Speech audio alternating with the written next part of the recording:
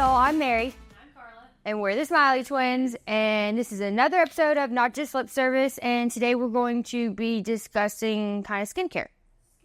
And we are not estheticians. I am not an esthetician, but we're also going to kind of bring in some of the esthetician talk, and then put a business spin on it, probably in a part two, kind of make this a two-part episode, we think, maybe a little shorter episodes on how we incorporated estheticians and skincare into our business, which has changed and kind of evolved over the last 2 years. So I mean, Mostly because we really don't know anything about skincare.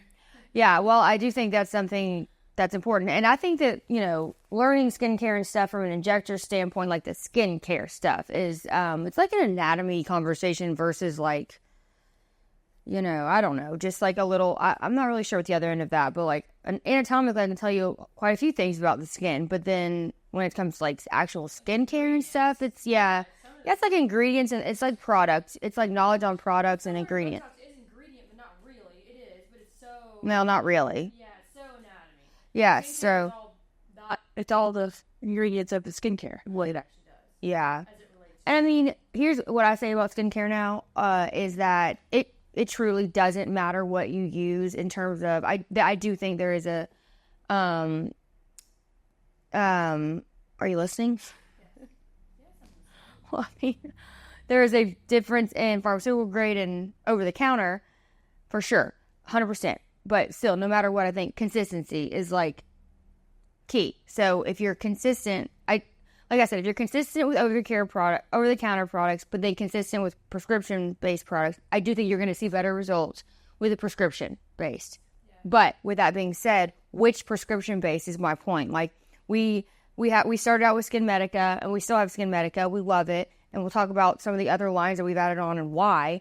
But if you're consistent with Skin Medica, or consistent with Elastin, or consistent with ZO, then you're going to get great results. So consistency, that's what I mean when I say consistency is key. Like with these quality ingredients and like regulated ingredients and stuff, I just think, as long as you maintain your skincare routine pretty closely, you're going to see good results.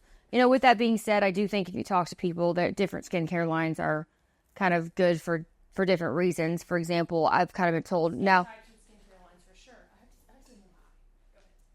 So like, not all skin types are appropriate for all people. no, that's not what I meant. I meant like Skin Medica, for example. I've been told by some estheticians and stuff that they feel like that's a good corrective line, whereas ZO is a little bit more maintenance. So maybe Skin Medica for your older crowd, or just more seasoned crowd, or the generation that didn't use sunscreen, which is like ours. And then some of the younger ladies in their 20s that hopefully are using sunscreen more and stuff, or don't have as many things to correct. Like ZO is a great line. So kind of Okay, that seems fair. I struggled to. I mean, like, yeah, I guess that seems fair. I mean, yeah, I'm not going to question an esthetician. It does seem like the differences amongst it, even ingredient-wise, is so limited in so many ways. How could there be that much more? Well, I mean, they're not. I mean, if you really compare like bottle to bottle, there are quite different ingredients in them. But this is where this is where my knowledge is limited. The difference in those and which is better or more effective, or that's where my answer is like I just simply don't know. Right. And I don't, in my spare time, maybe down the road, maybe I'll get my esthetician, certification or license or its certification, I think, but probably not.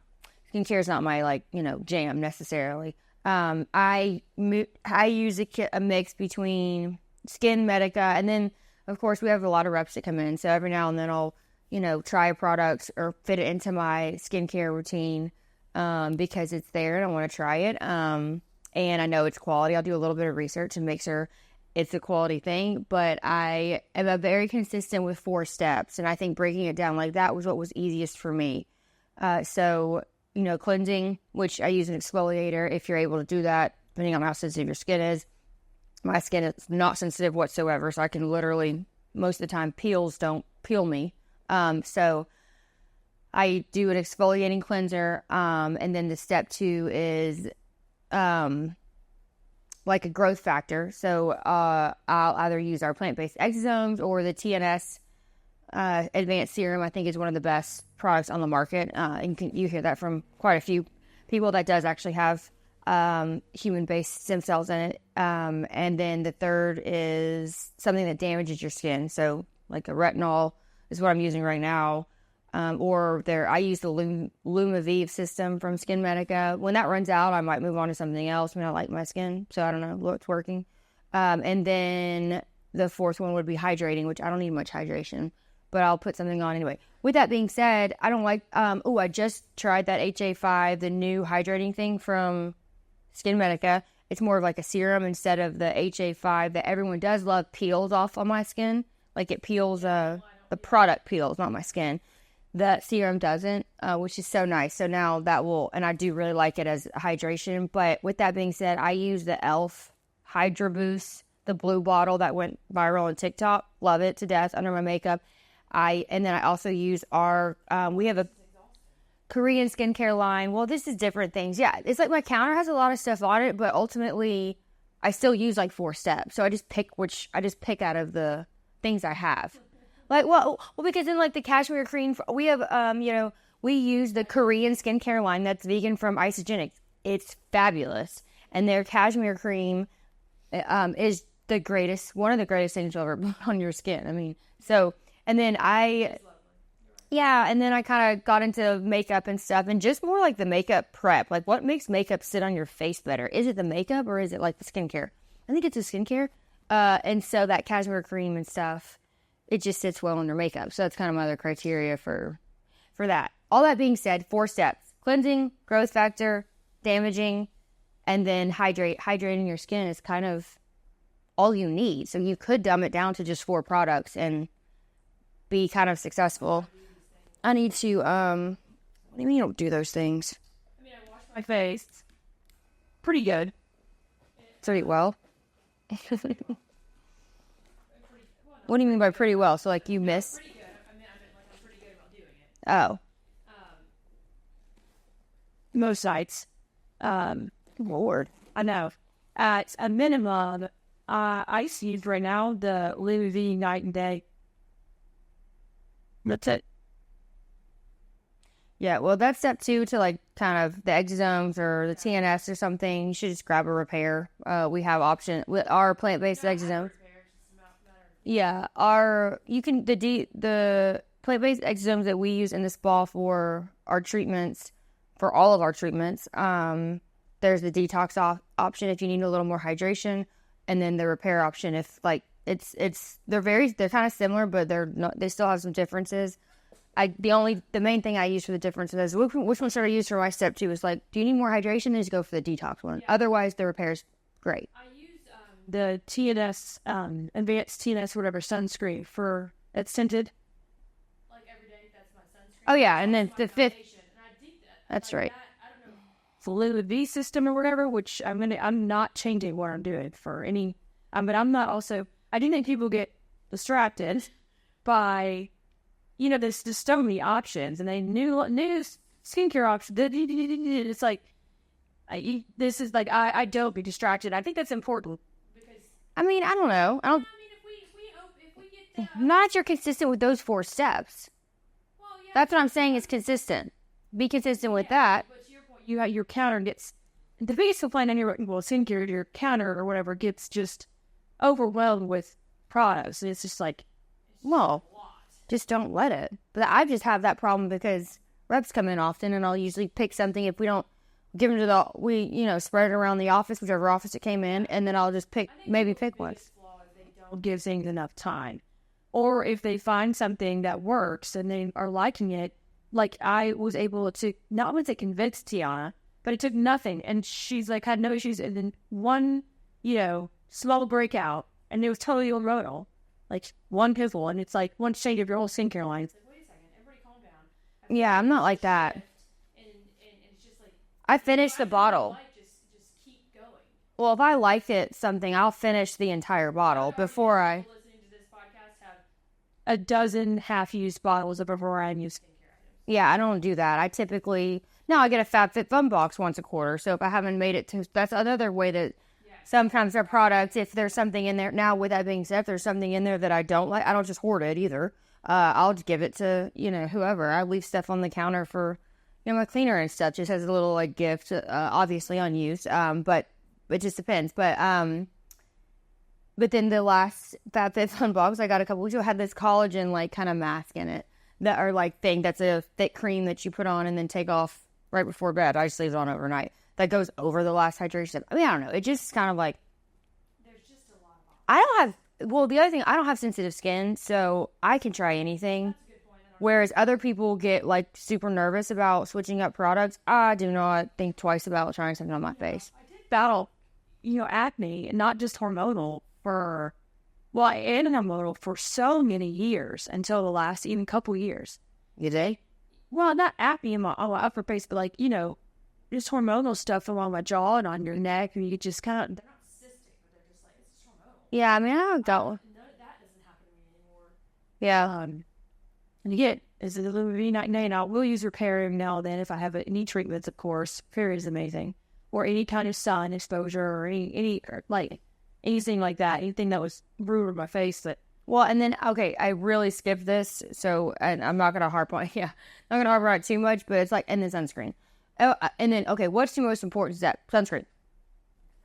Sunscreen would be your most important step. So, I mean, I think if you have an acne problem, like a true acne problem, I'm talking about like a random breakout or whatever, true acne problem, then there's probably like this cleansing, the cleaning or something. Yeah, it might be as important as sunscreen. But then if you're using those products, your skin is then even more exposed to sunlight. Some of that salicylic acid and stuff makes it even, worse. So the sunscreen is always going to be, there might be a product equally as important with some of those actual medical conditions. But for me, the most important thing I can do is sunscreen, which my makeup, now I'm using the Color Science, like light there foundation if I put makeup on. Didn't put makeup on today. And if I don't, I use 50 SPF. There's a little spritz spray. It has a blue thing. It's called I think it's from Vacation. Hopefully I give enough information. You can Google it, find it. It's like Vacation something is the brand. Spritz 50 SPF. And it's just this little spray bottle of which 50 is like great. Like I would prefer 100, but 50 is great. And it goes on totally clear because it's more like it's not like a cream. So you can spritz it over I don't do it over my makeup, but it can go right under my makeup and the makeup go right on. And, after I let it sit in for 60 seconds. I don't have any sunspots. My face look good. Okay.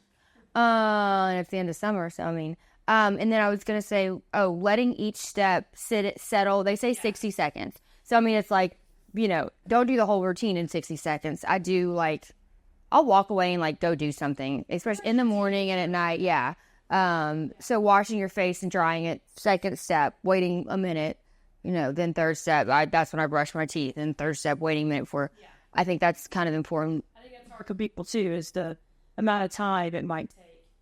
Yeah, but that's what it's like. Don't have to wait 5 minutes, but waiting just a minute. I mean, but when we used, I love Redefine for Organic Field. I did like that skincare line. I think that it actually it did work.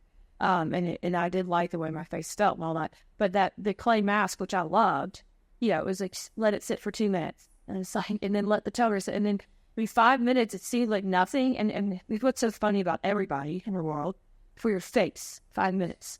It's like, is that really morning and night? Is that really too much for your face? But we are just in this fast pace. So I just think it's important to acknowledge things that are difficult, even though we laugh at it, we're like, oh, it's just 5 minutes. It's like, Yeah, but that's a big deal to a lot of people. yeah, I mean, the shorter, but to your point, you don't have to wait, 2 or 3 minutes between each step. well, yeah, I mean, and I've watched my husband because I finally got him on a skincare routine.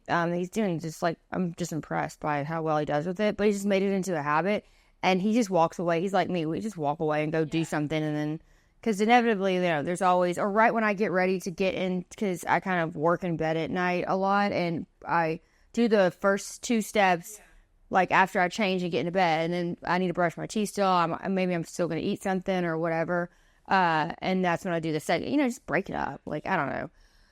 So, yeah, that's kind of, I mean, once again, it's consistency, sunscreen, and then, consistency being wash your face every night, and then really you should in the morning because your face emits so much oil and stuff on your pillow. Those silk pillowcases, There's like some pretty good, I don't really want to say science, but some pretty good evidence to show that those actually do make a difference for your hair and your skin. So I think it just the way that it absorbs oil or and stuff for the face and your hair. And so I do use one of those because it came in a FabFitFun box. And then I'm pretty strict on changing my pillowcases. I get really weirded out. Yeah, and and then I kind of some nights when I oil my hair, like I do like which. Well, I'm just saying No, I'm just saying I do it at night and it's like an oil mask in my hair. Oh. Oh yeah. Long hair and you do substitute. You got product in it, or do you have it? It's just hair in general. Hair's dirty. So dirty. Okay, so yeah, that's kind of like how. Checking mic check 1 2 1 2, making sure mic's in mute. Yeah. Some of that stuff I think it's just so, and that could be when I started using silk pillowcases when I stopped having a single. Making sure they're changed. My hair is washed every day, short, and it's 99.9% clean on every single night before I go to bed, so I don't have the issue with Longer haired people, one of the first things who don't wash their hair but once a week. change your pillowcase. Yeah. you leave your hair in a wrap that's in a clean wrap that's not touching your pillowcase or whatever the case is. Yeah. Which is pretty, you can find a very expensive silk pillowcases, buy 7 of them, change them every day. I mean, it's and then just throw them in the, and then just throw them in the wash, and you'll never, it's like one little minor 20-second step, and obviously you'll never run out because you buy 7. Tip, if you're listening and you're like, Buy some silk pillowcases. Let's just start with that. Silk pillowcases. Sunscreen that I gave the thing for that. It's on Amazon, very inexpensive. It's lasted me for months, and I use it very consistently. It feels like it's never emptying out. I don't even know. Oh yeah, you pay quite a bit expensive sunscreens. You spend $30 on a true Skin Medica sunscreen. Oh well, yeah. They last forever.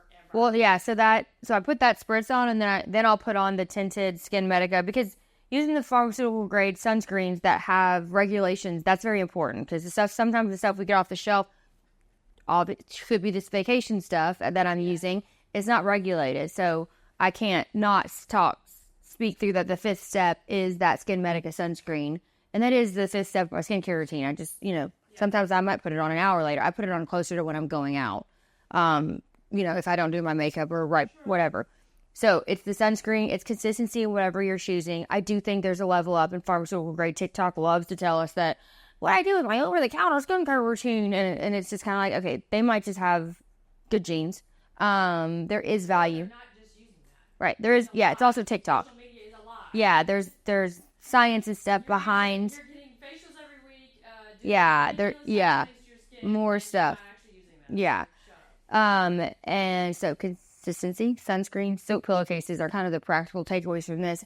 And I would love to be how's it going after a month? Have you seen any changes? If you made some of those, if you made some of those changes, and skincare is a commitment. Okay, so I'm going to commit to skincare. I'm going to go buy the line, put a $200 investment in it up front, which, it's not going to be $200 every month or anything, but an investment up front, and then maybe not 30 days, maybe 90 days. I almost guarantee you, if you're consistent and do those things, you will see a change in your skin. Some of those skincare lines have straight up guarantees on them. Yeah, I mean, I feel I would be shocked if someone said, nope, saw 0 difference. Take a before and after. Same lighting, same angle, and prove it to me. Same lighting, same. Yeah. So, okay, that's for anyone that cares, which I love my skin, and so I like telling people what I do because I'm confident in my skin. And I do Scarlet microneedle, RF microneedling my face. I'm very inconsistent with it. Once I've done it maybe twice this year, and we're in September, so, and then I don't get our facials, unfortunately, because we just don't have time to treat ourselves.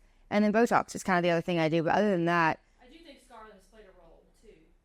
I think it's my skincare. I don't do it often enough. Yeah, I just think even do it once every even 3 months. I think it's I can't even do that. such a change. But yeah. I'm not consistent with it either. I've done 2 or 3 times this year probably as well. But it's and then water. I mean, there's some other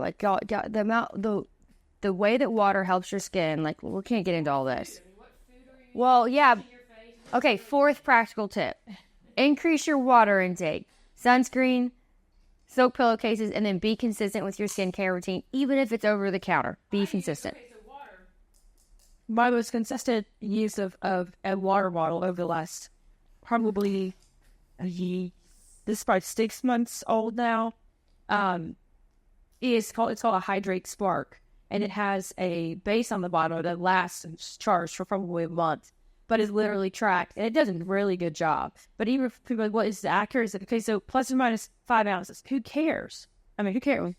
It tracks your water based on a little variety factor, and then when you're behind on your time, the bottom blinks, and medicine sends you a notification as often as you want if you're behind, and nothing has done more. And of course, it tracks it over time. Over the last 6 months, my water intake is up like 112%. And I'm like, that's right. Yeah. I love this water bottle. Now, it was probably $60 for the water bottle. So, losing it, etc. But the base, I did have an issue with the lid, I believe it was, or maybe the base. And they replaced it already once. They better have for I think $60. the lid broke. Not the base. I don't know that issue with the base. It's the snap on the lid or whatever. And they have different lids. Are you a chugger? Are you a straw person? I'm a chugger. Yeah. I don't have problems with water intake, but that's a good. Are you a straw person? No, you're not. Not, because it's ruining your lips. No one should be a straw person. Chugger lid. But anyhow, if something did that actually work for me on how I consistently do it. And what's also funny about it is people notice it all the time. They're like, is your water bottle blinking? I'm like, yes, it is. Why, yes, it is. That's so funny. Thank you, Stanley Cabs, for giving us more business for creating perioral lip lines for people. Y'all, it's so cute walking around with all them Stanley Cabs, and I'm like, so you're supposed to do that? You're supposed to do that straw all day? So those smoker lines are usually more often from drinking through straw. So I'll Creases at your nasolingual fold, like to totally crease in. That's crazy. The damage to straw. I've not heard the nasolabial fold then. Like the crease right here. Oh, so like, Right, not your nasolabial, right inside. oh, like, yeah, like perioral lines, yeah. But it's like that outside one that's Near the fold, so there's like a double line. It's this weird. Yeah. People are like, I've never smoked. I'm like, Do you use a stand? see, like, straw lips. Are you using straw lip? Yeah. Are you using the? We need to come up with a cute name for that. fall, straw. Well, not on the podcast, maybe. Okay. Okay. Any cute names? Send them our way. So that's kind of the clinical. I don't know how long we've been talking, but we did want to speak to, like, we talked about esthetician summit. We actually said we weren't going to hire an esthetician. It's not that we weren't going to. We just hadn't yet. We were very medical based, and Injectable heavy. That's very injectable heavy. Yeah, and then not inject. we did bring on a facial device that we absolutely love. That is non-invasive. Myself. Estheticians can inject in some places with direct supervision. It depends on who you ask, but sure. Yeah. If you ask me, I'm still like, no. Of interpretation. We're upping it that. We are. We go You still have to have delegation standards. You have to have delegation standards. So if you won't delegate to a lawyer, then it's the same as an esthetician. Okay. What we found is skincare in our spas and the retail space, from a business perspective, we just don't do any of that business. There's plenty of people who do tens of thousands. Well, we do it. We just aren't good. We're just not good at talking about it because and we didn't find people who have. We have one of our nurse practitioners is very into. She's a wound care. Her background was wound care, so she was very into skincare. She still is, but for the most of us, we just what we found was that most people aren't that into it. And for the people that work with Smiley, and so for that reason, but more importantly, that facial device, spending 60 minutes on a facial, and you're paying a nurse practitioner to do that is not really cost effective. It just kind of is what it is. So And we're shoving anatomy down our injector's throat. yeah. The other skill set. Yeah, so it's a different skill set, which requires a different type of provider. So we do now have 2 estheticians in 2 of our med spas, and fully plan on bringing on more in our med spas to start providing those services.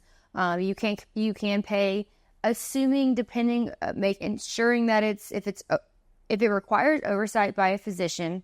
Not, let's just leave injecting aside because I don't agree with what she said, but if it's like, let's just say that it's they can microneedle, and they can go to depth deeper than cosmetic microneedling, which the FDA defines as 0.3 millimeters, which is important to know because some states say they can cosmetic microneedle, which doesn't mean you can just go to town. It is defined by the FDA, but if there's a physician in the room, that's fine. Then you do not want to do commission for that, because you don't. Anytime a physician is involved or a nurse practitioner, let's say they're the I'm the medical director. I'm not a nurse practitioner. So the CRNA is a medical director.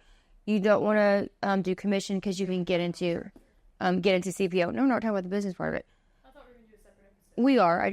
We got a little off track. So to be continued.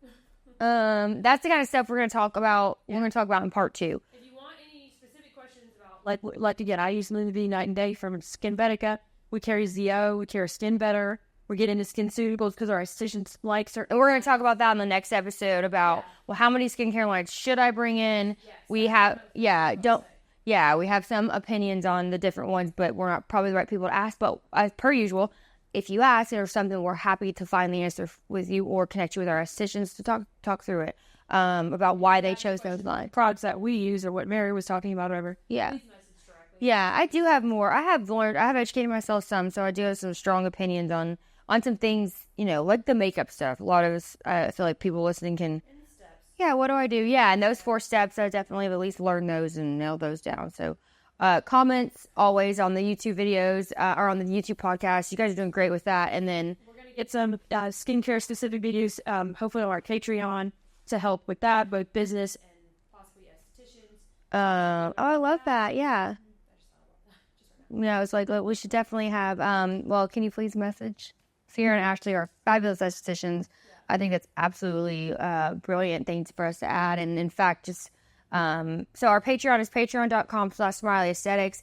And yeah, adding our estheticians on there. We've already added marketing, business, legal guidance, compliance, our quality director. website. Yeah, I mean, it is so business, med spa, completely med spa focused. Some of it could probably be used for other businesses, but that is just heavy on all of it. And it's $50 a month. And I'm really proud of our Patreon, because it's much more affordable than some other ones. And the content is just, I've researched a lot of Patreons. There are some good ones out there. Ours is great. And I stand by that. And we'll be adding esthetician videos soon. So that's awesome. Okay, so follow us. I'm Injector Smiley on Instagram. She's C Smiley Injector. Once you find that, you'll see the Smiley Aesthetics. And if you want to look at our med spas, we just opened our 8th grand. We had our 8th one grand opening, and 9 and 10 are coming this month or this year in Q4. And you can find all of those kind of through Instagram and our website, smileyesthetics.com. Like and share this, guys. Help us out.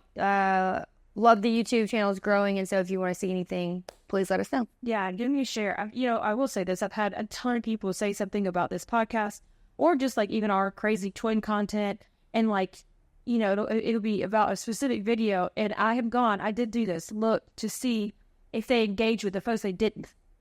And so now when someone says something, I'm like, Did you make Like it.